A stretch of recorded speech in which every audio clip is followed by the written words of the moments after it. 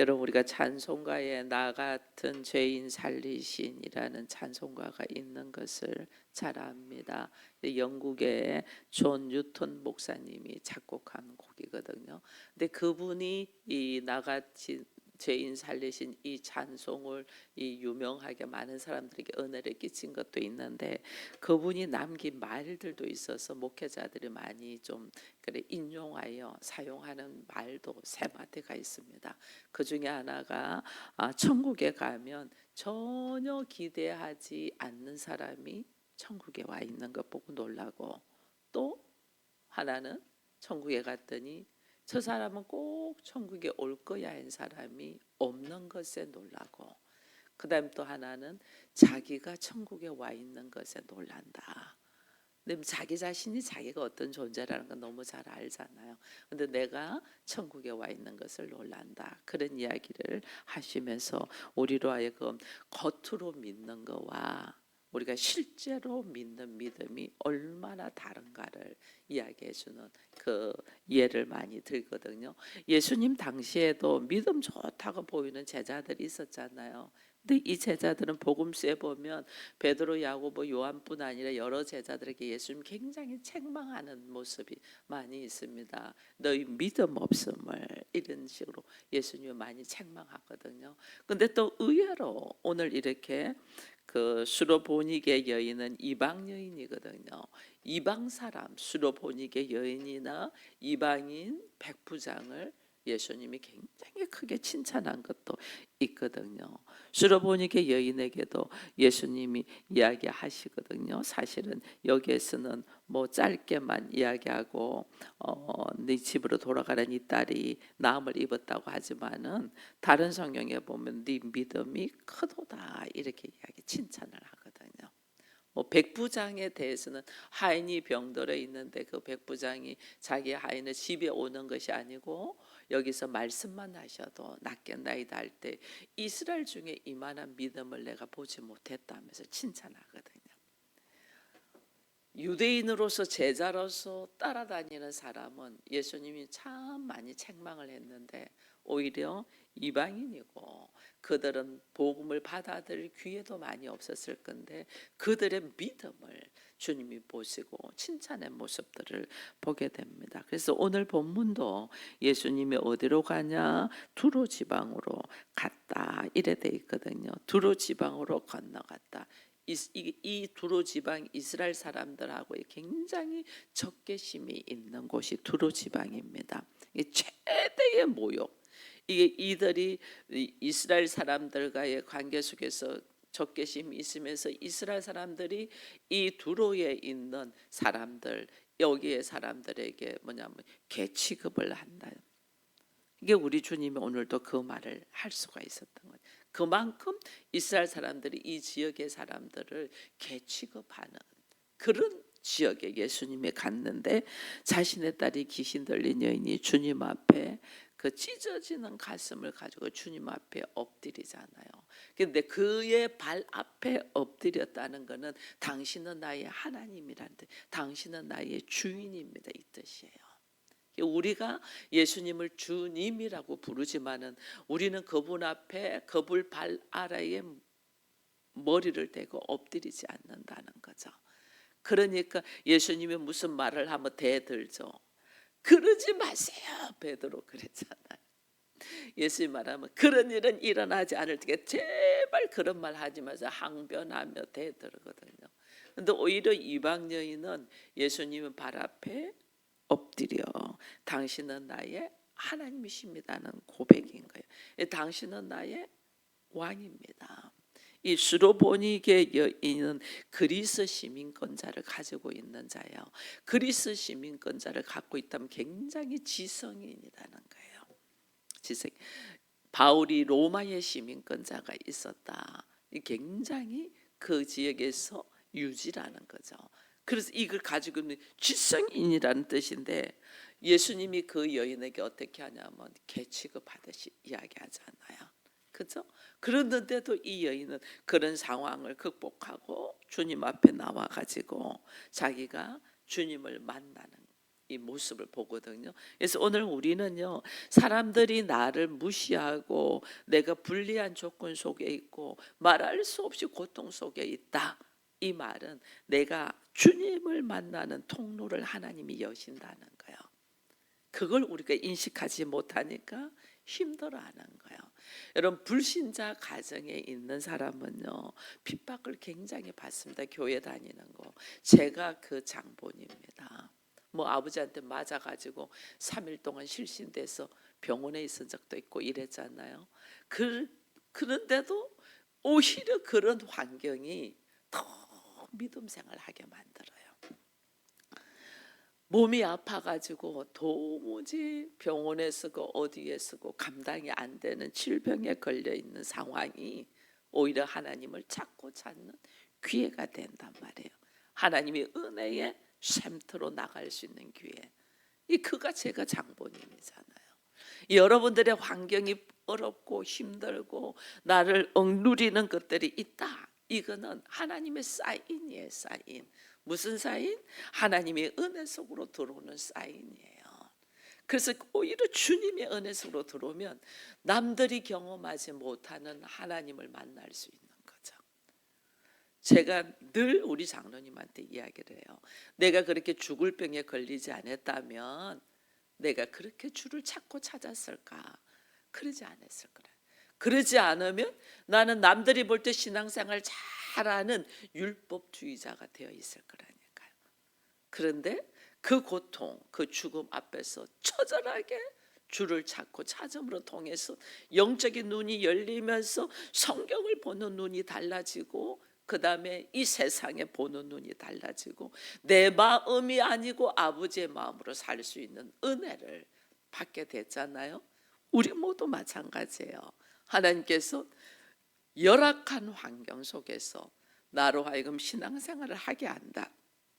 주를 찾고 찾아라는 거예요. 주를 찾고 찾을 때 남들이 경험하지 못한 주를 만남으로 통해서 내가 그렇게 고집하고 붙들고 있던 것들이 하루아침에 찢어지는 은혜를 경험해요. 그러면 보는 것이 달라요.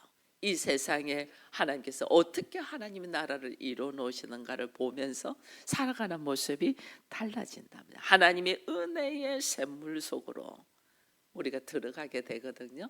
그러니까 나의 환경 때문에, 나의 문제 때문에, 나의 일어나는 일들 때문에 고통하는 것이 아니고, 그 고통에서 주님 뭐하냐면 하나님을 찾고 주를 찾고 성령을 의지하여 거기에서 노임받으라는 거예요.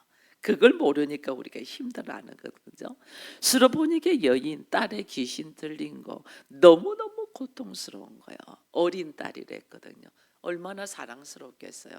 근데 딸이 귀신 들려서 인간답지 못한 모습.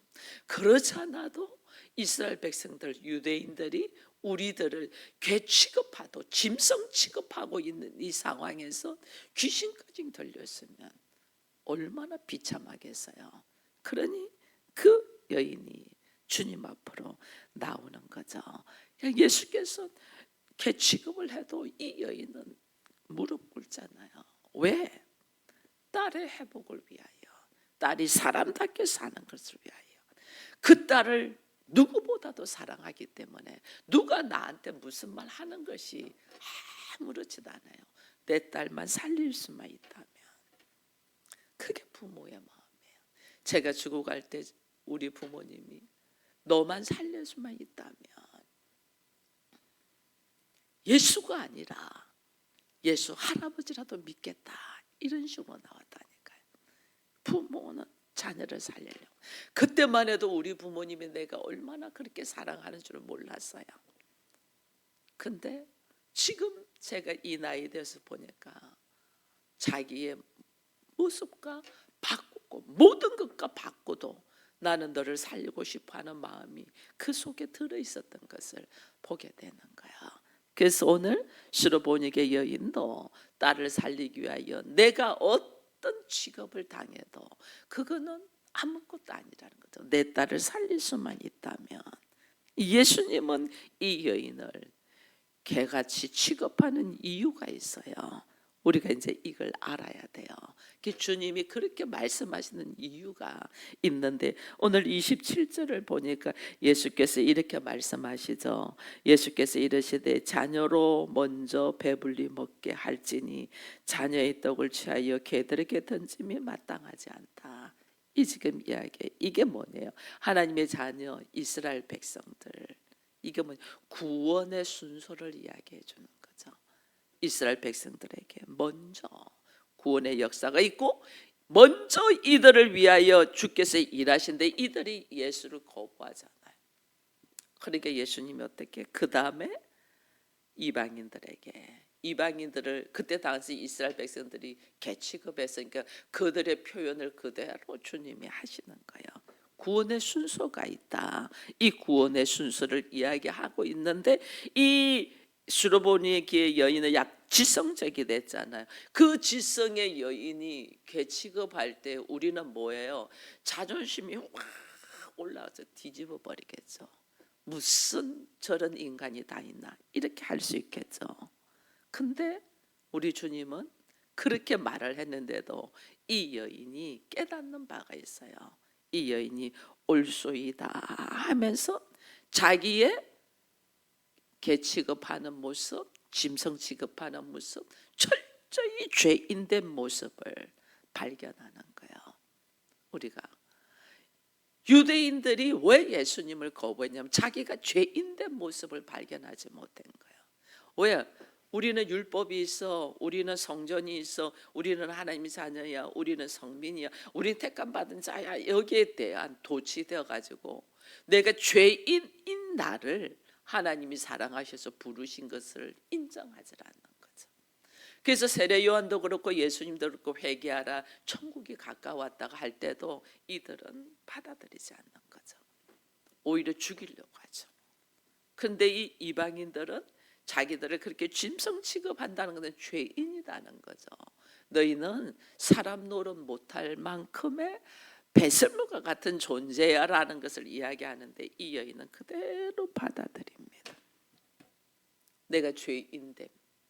우리가 내가 죄인됨을 성경을 읽으면 성경에서 내가 뭐냐면 죄인됨, 하나님의 뜻과 내가 너무나 다른 모습으로 있는 내 모습을 발견하면서 이 인생의 무지함, 우매함, 버러지와 같은 존재.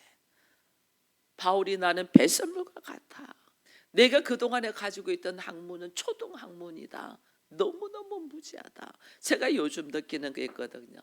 제가 요즘 느끼는 것 중에 하나가 뭐냐면 제가 하나님 앞에 선택받고 택함 받아서 목회자의 길로 걸어갈 때 제가 하나님 앞에 하나님이 제가 이런 사람인데 하나님이 이 정도는 해주실 수 있습니까? 이렇게 한 적이 있어요. 지금 제가 보니까 그 말이 얼마나 무지하고 어리석고 부족한 말인가를 깨달아요. 하나님 얼마나 웃으셨을까? 나의 말하는 말을 보고 그런 미련함을 보거든요. 우리가 그렇다니까요. 우리 수준이. 그래서 말씀의 깊이를 알고 하나님의 나라를 보고 하나님의 일하심을 보면요, 우리가 과거에 알지 못하고 한 말들이 하나님 앞에 정말 부끄러운 모습. 하나님 그렇네요. 얼마나 웃었겠어요. 우리가 하는 말을 듣고. 근데도 그런 우리를 사랑하신 거죠. 왜 우리 어린아이들이 지가 아무것도 하지 못하면서 뭐 말할 때 뭐 금방 자기 원하는 거 안 들어주면 엄마 미워 그러는 애들이 엄마 사랑이 얼마나 이만큼 하늘만큼 땅만큼 이러는 거예요. 사랑이 뭔 줄도 모르면서 우리가 그러거든요. 근데도 어제 부모는 그 모습을 보고 이뻐하잖아요. 우리가 알지도 못하고 하는 말인데도 하나님은 우리가 이뻐하시고 사랑하시더라는 거예요. 그 사랑을 깨달아가는 것이 성숙되어 가는 거예요. 그 사랑을 알아가는 것이. 하나님은 그 사랑 안으로 들어오게 하고 결국은 내가 죄인입니다는 깨닫는 것이 엄청난 은혜인 거예요. 하나님 내가 죄인입니다. 하나님 내가 배설물과 같습니다. 나의 죄인된 모습을 깨닫는 것이 은혜 중에 은혜라니까요. 근데 우리는 그 모습을 보면서 막 힘들어하잖아요. 내가 그것밖에 안 된 모습 보고 막 아니요. 하나님은 그 모습을 깨닫게 하는 것이 은혜다. 근데 이 수르보니게 여인은 이것을, 이스라엘 백성들은 그걸 깨닫지 못하는데 이 여인은 그대로 인정하잖아요. 그 인정함이 뭐냐? 자기의 자존심, 지성인입니다. 여러분, 우리가 지성인들하고 대화를 해보면요, 그들의 알고 있는 지식과 자존심을 건드리면 확 무너집니다. 그거 아닌데요 이러면 막 공격합니다. 근데 이 여인의 자존심을 극복하는 훈련, 이게 굉장히 중요해요. 그리스도인은 자존감이 높은 사람이에요. 나라는 존재가 죄인이고 죽을 자인데 하나님의 사랑으로 내가 하나님의 자녀가 됐다는 데 자존감이 엄청 높아야 돼요. 근데 자존심은 내려놔야 돼요. 자존심이 높은 사람은요, 어떤 말도 수용이 안 돼요. 무슨 말을 하면 팍팍팍팍 공격하면서 화를 내요. 이거는 뭐냐면 자기의 연약한 점, 자기의 부족한 점을 자존심으로 감싸고 있기 때문에 그래요. 그래서 말이 거칠고 공격하고 하는 사람일수록 극히 속은 연약하고 약하다는 것이 딱 보여요. 오히려 이 안에 자존감이 딱 있는 사람, 누가 어떤 말해도 웃을 수 있어요. 그런가요? 그렇게 보이나요? 그러나요? 이 자존감이 있으니까. 있는 자는 뭐 외모를 갖고 누가 판단을 해도 그 사람은 끄떡도 안 하죠. 있는 자는. 근데 없는 자가 뭐냐면 나를 사람들이 무시하지 않게 하기 위해서 명품으로 막 칠한단 말이에요. 한드백도 명품 들어야 되고, 옷도 명품 마크 있는 거 입어야 되고. 이게 뭐냐면 없는 자가 자기 보호하기 위해서 한단 말이에요. 이걸 우리가 그래서 보면 알아요. 사람 외모를 보면 알고 몇 마디 말을 해보면 다 알아요.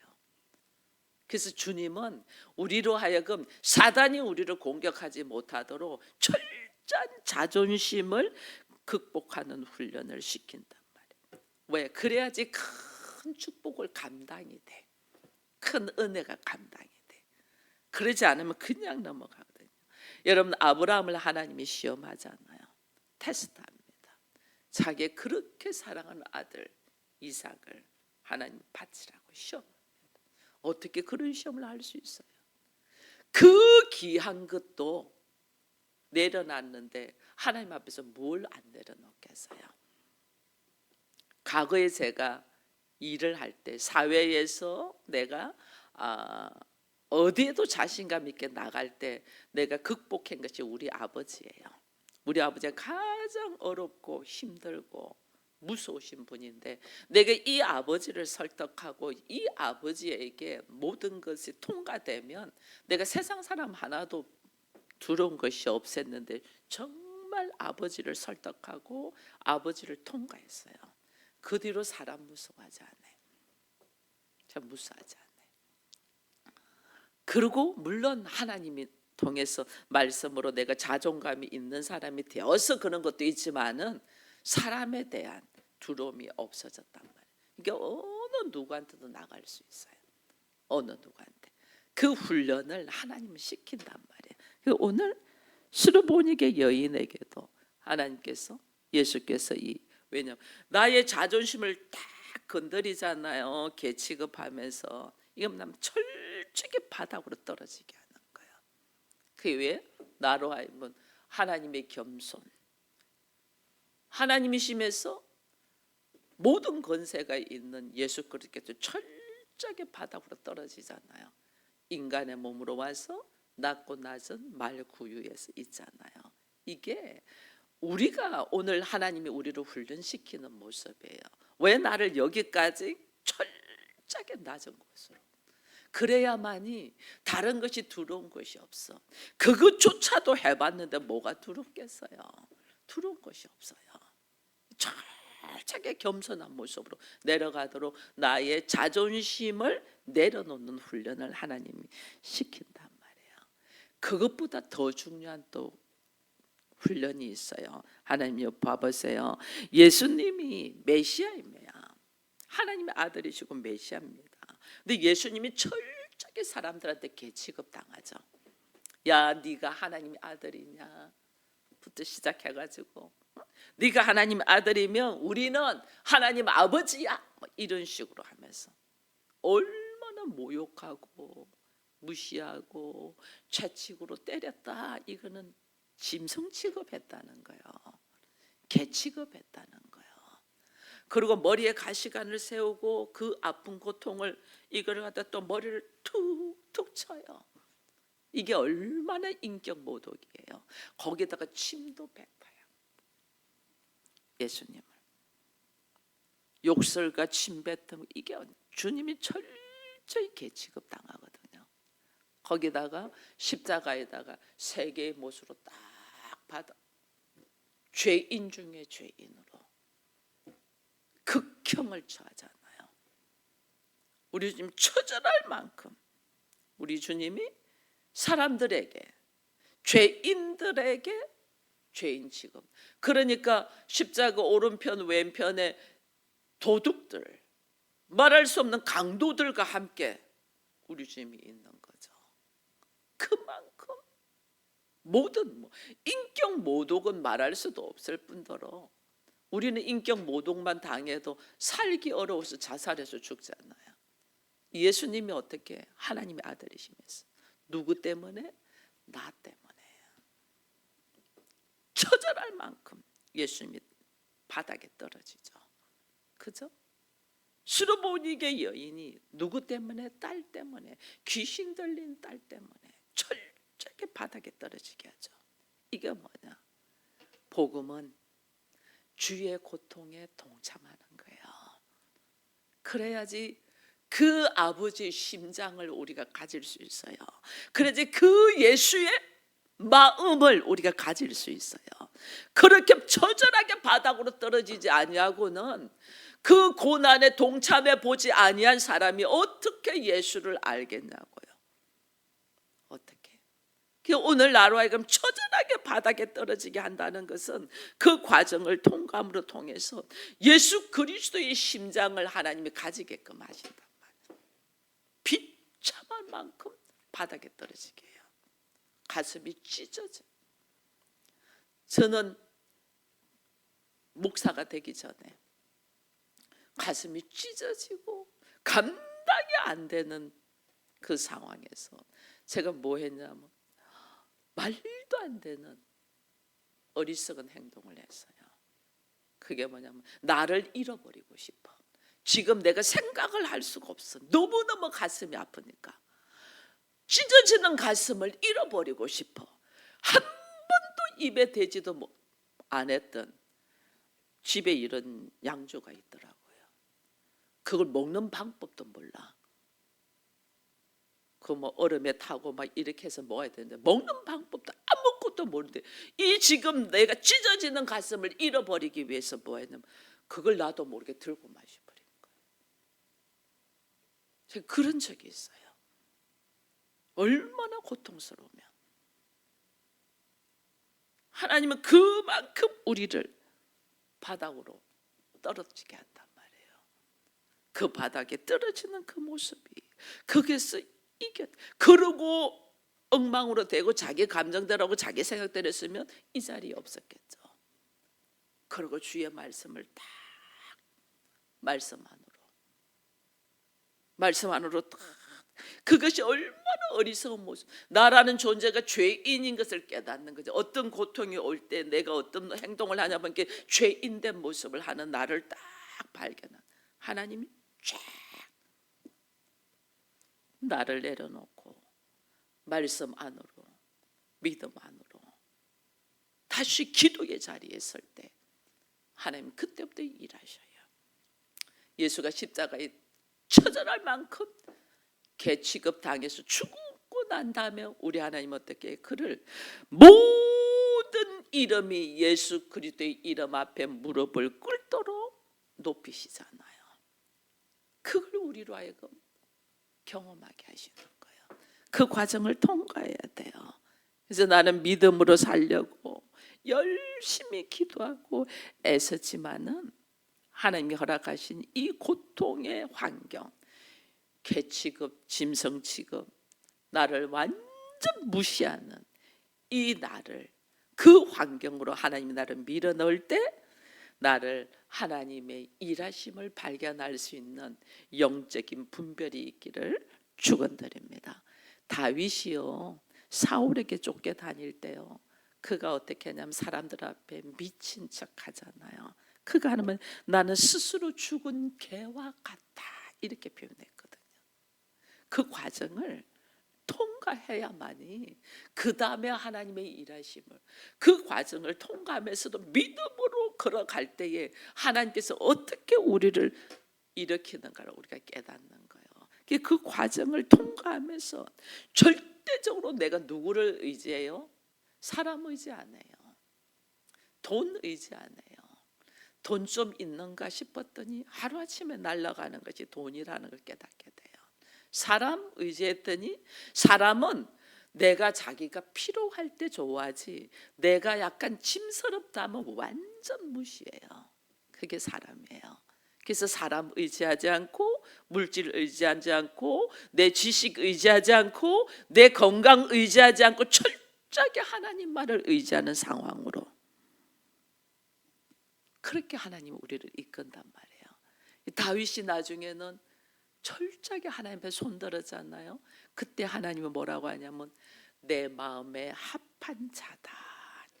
하나님 우리를 하나님의 마음에 합한 자로 세우기 위하여 오늘 우리 안에 자존심을 극복하는 과정으로 이끄신단 말이에요. 그러니까 28절에 이 여인이 그러잖아요. 주여 올소이다 이러잖아요. 올소이다 많은 개들도 주인의 상에서 떨어지는 부스러기를 먹나이다. 그렇습니다. 당신의 말이 옳습니다. 우리는 좀 자기의 자존심 건드리려면 팍 이렇게 하는데 이 여인은 옳습니다. 당신의 말씀이 옳습니다. 예수 그리스도를 인정했다는 거죠. 그러면서 하는 말이 그런 나일지라도 상에서 떨어지는 부스러기의 은혜를 간구합니다. 이게 뭐예요? 자기 자존심을 극복하고 하나님을 향한, 예수를 향한 깊은 신뢰가 뭐냐면 자녀들을 먹게 하시고, 그리고 그 말씀 속에 자녀들을 먹게 하시고, 그리고 개들에게도 주신다는 것을, 이방인에게도 주신다는 것을 알은 거죠. 이걸 딱 내면의 건강한 모습이 있으니까 여러분, 사람이 무슨 말을 듣고 마음이 이렇게 탁 오기잖아요. 이건 내가 건강하지 않다는 뜻이에요. 이 여인은 자기 마음이 건강하니까 주의 말씀을 딱 듣고 옳습니다. 자녀들 먼저 먹이고 그 다음에 떨어지는 부스러기라도 주십시오 이렇게 하잖아요. 마음을 꼬지 않잖아요. 그 내가 마음이 건강하지 못하는 마음을 팍 꼬아. 그러니까 은혜를 못 받아. 그 은혜가 뭔 줄을 모르는 거야. 이 부스러기 은혜를 구한다. 이 여인의 지혜가 있는 거죠. 왜냐하면 지성이 있는 여인과 함께 또 예수 앞에 그 모든 걸 내려놓고 찾고 찾았다는 것은 하나님의 지혜가 그에게 있는 거죠. 그러니까 예수님이 실제로는 거절하는 것 같은데 거절이 아니라는 걸 딱 알죠. 이 여인은 말을 끝까지 잘 들으면 거절하는 것 같은데 사실은 거절이 아닌 걸 딱 알죠. 은혜 받은 사람은 어떤 말을 들을 때 부정적인 사고로 듣지 않아요. 네, 옳습니다. 맞습니다. 그러나 그래도 당신은 나를 사랑하지 않습니까? 그 사랑으로 걸어가는 거죠. 자녀의 떡을 주고 나에게도 줄 것을 아는 거죠. 그래서 이 지혜는요, 겸손한 마음에서 나옵니다. 이 겸손한 마음이 있어야지 지혜가 납니다. 떡 아니면 내가 안 먹을 거야 이게 아니에요.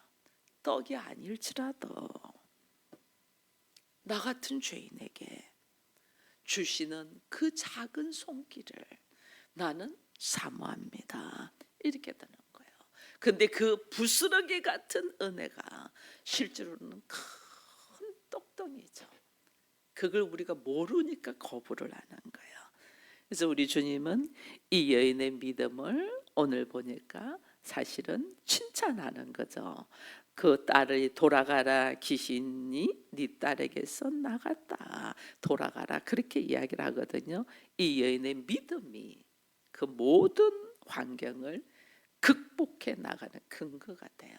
그래서 우리 주님이 믿음이 이기네, 믿음이 이기네 이러는 거예요.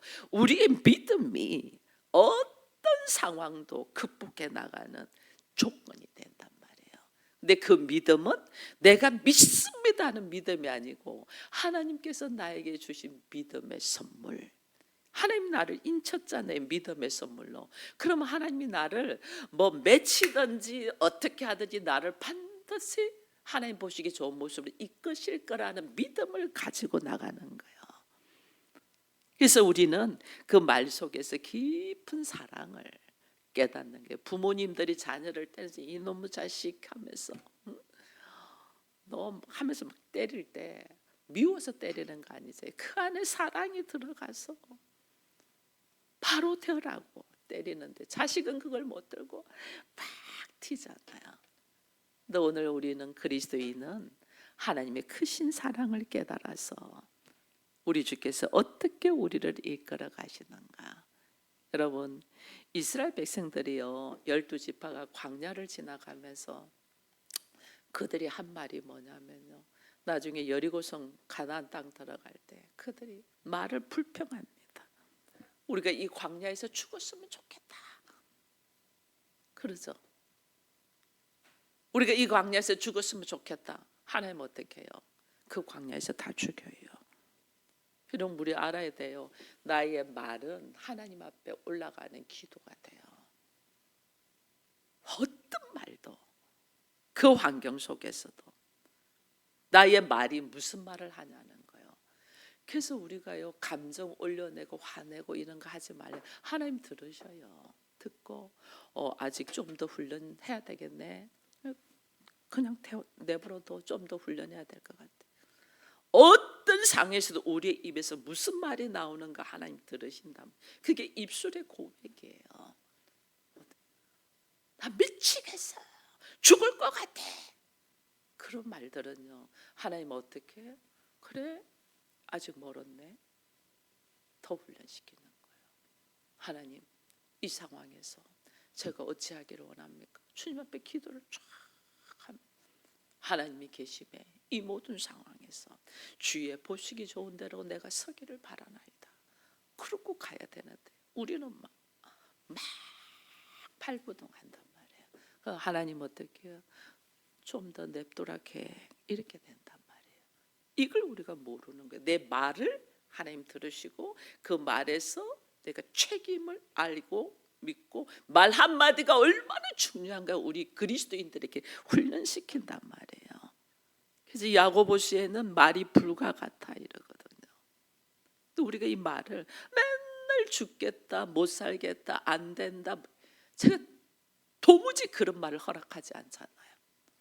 그거는 자기에게 그것이 오도록 부르는 거예요. 자기에게. 그래서 말을 해도 안 돼, 못해, 죽겠다, 뭐 이런 말 하면 안 돼. 그거는 하나님 없는 사람이 하는 말이에요. 내 안에 예수가 있으면 나를 죽음 속으로 넣더라도 다니엘을 불구덩이에 넣더라도 주를 찬양하잖아요. 감옥에 가다 넣었는데도 바울과 실라가 거기서 찬양을 하잖아요. 이게 지금 하나님이 우리로 하여금 엄청난 역사를 하기 위한 이 훈련의 통과 과정인데 이걸 우리가 모르는 거죠. 그래서 오늘 우리는 우리의 믿음의 고백을 들으시고 그 고백 위에 하나님의 나라를 세워요. 베드로가 믿음이 있어서가 아니잖아요. 베드로가 너희는 나를 누구라 하느냐? 주는 그리스도시요 살아계신 하나님의 아들이십니다는 그 고백 위에 바요나 시몬아 네가 복이 있다. 내가 그 고백 위에 교회를 세우고 천국 열쇠권을 주잖아요. 얼마나 우리 말 한마디가 중요한지 몰라요. 내 말이 옳습니다. 당신이 옳습니다. 그러나 이런 나에게도 하나님께서 상에서 떨어지는 부스러기라도 먹게 해줄 줄 믿고 당신 앞에 나왔다 하니까 집으로 가라. 네 딸이 노임을 받았다. 나의 믿음의 고백이 역사를 일으킨다는 알고 우리의 말 한마디 한마디가 얼마나 살아있는 생명의 말씀을 내뱉는 우리 모두가 되기를 축원드립니다. 기도합니다. 하나님 감사합니다. 오늘은 수로 본익의 여인을 통하여 우리의 믿음의 고백이 있어야 됨을 말씀해 주심을 감사합니다. 그렇게 인간 취급하지 못하는 이 말을 들었을 때 그 자존심 때문에 화를 내며 모든 것을 엎어버리는 것이 아니라 옳습니다. 그렇습니다. 나는 죄인입니다. 나는 개와 같은 존재입니다라고 자기를 인정하며 오히려 예수께서 이 땅에 오셔서 인간에게 처절할 만큼 짐승 취급을 당했던 그 고통을 경험하면서 아버지의 마음, 하나님의 심장을 가지는 자가 되어서 하나님의 나라를 발견하고 주의 일하심을 보면서 감사할 수 있으며 모든 환경을 열어나가고 있는 것을 보게 됩니다. 아버지여, 우리의 믿음 없음을 불쌍히 여기시고 성령으로 통하여 우리에게 허락하신 믿음의 선물이 다시 한 번 더 일어서는 은혜가 있게 하여 주옵소서. 그로 말미암아서 우리들의 삶의 모습이 나의 입술의 열매들로 풍성하기를 바라며 예수님의 이름으로 기도드리옵나이다. 아멘.